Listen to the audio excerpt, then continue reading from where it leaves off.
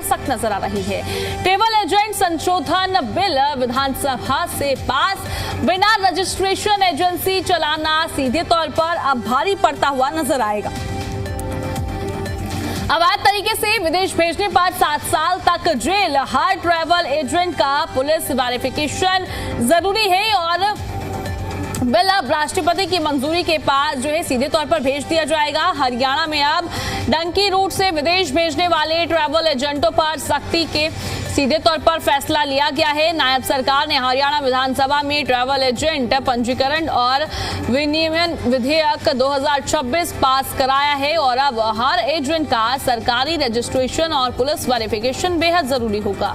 बिना registration agency चलाने पर 2 से 7 साल जेल और साथ ही भारी जुर्माने का प्रावधान किया गया है।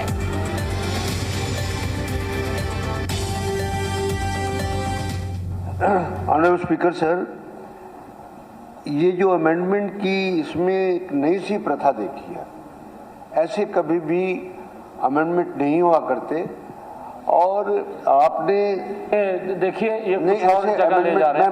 मैं 1 मिनट जी, बत्रा जी आप इसके बाद बोल लेना। आपने क्योंकि शुरू इस तरीके से कर दिया, नहीं ये शुरू गलत कर दिया इन्होंने, क्योंकि माननीय अध्यक्ष जी ये बिल इस सदन ने पास किया है। ये हमने महामहिम राष्ट्रपति जी के पास भेजा था और उन्होंने विदेश मंत्रालय को भेजा। विदेश मंत्रालय ने सुझाव दिया है कि आप इसके अंदर ये अमेंडमेंट कर लें। उन्होंने अपने तरीके से सुझाव दिया, वो जो उन्होंने सुझाव दिया हम उसको लेकर के आए। मैंने ये कहा है भी इसमें कोई चेंज नहीं हुआ। जो सुझाव विदेश मंत्रालय ने दिया है कि आपने इस अनुसार ये जो एक्ट बनाया है ये एक्ट हमारे अनुसार चलेगा, क्योंकि ये विदेश का मामला है। अगर किसी को भी भेजते हैं उसमें उन्होंने कुछ सुझाव दिया हमें कि आप ये चेंज कर लो, वही लेकर के आए और माइनर चेंज है, कोई बड़े चेंज नहीं है। मान्य नहीं, मुख्यमंत्री जी ने सारी स्थिति स्पष्ट कर दी है। नहीं, ऐसे शोर मचाने का कोई फायदा नहीं है।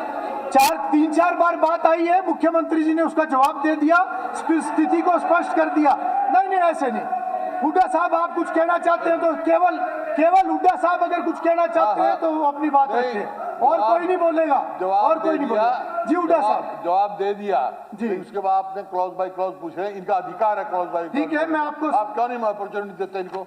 लीगल डिपार्टमेंट को इसको स्टडी करके दोनों एक्टों की डिफॉर्मिटी को आपस में किसी को रिमूव करके ये एक्ट पेश करना चाहिए था। This is the way, this is चलिए वो क्लियर हो गया, वो पॉइंट क्लियर हो गया। पहले सीएम साहब आप कुछ और कहना चाहेंगे? मैं माननीय अध्यक्ष जी मैं बिल्कुल इस बात को स्पष्ट करना चाहता हूं, क्योंकि 1 मिनट बत्रा जी ने सीएम साहब कुछ कह, बत्रा जी ने ये भी कहा है कि पिछली बार भी आया था।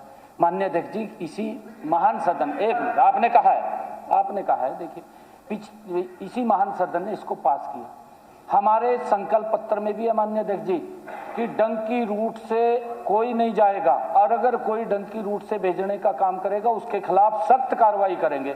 हमने सदन की कार्रवाई 10 मिनट के लिए बढ़ाई जाती है। माननीय अध्यक्ष जी पिछली बार जब ये गया था ये उस वक्त इसके कारण से आ गया था क्योंकि तब 3 नए कानून वो बने थे, उसके कारण इसके अंदर थोड़ा अमेंडमेंट करना पड़ा। उस समय भी काफी चर्चा हुई है, माननीय काफी सारी बातों के ऊपर चर्चा हुई है। हम चाहते हैं कि हमारा युवा डंकी रूट से ना जाए, बस ये है।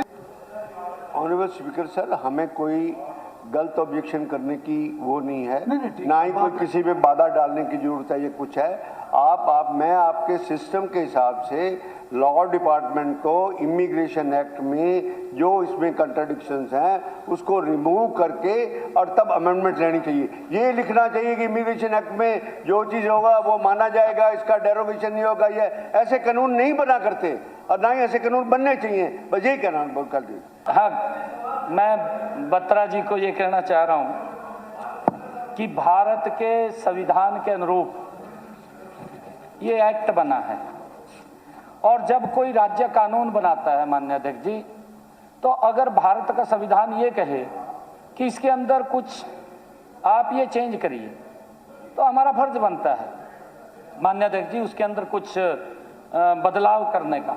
वो केंद्रीय संविधान के अनुरूप उसके अंदर सारा लिखा हुआ है, परंतु बत्रा जी तो ये कह रहे हैं कहा 2 और 2 4 पर 4 करना नहीं है, कहा 4 नहीं करना, 4 लिखना नहीं है, ये बात बोल रहे हैं। ये भी पता है बत्रा।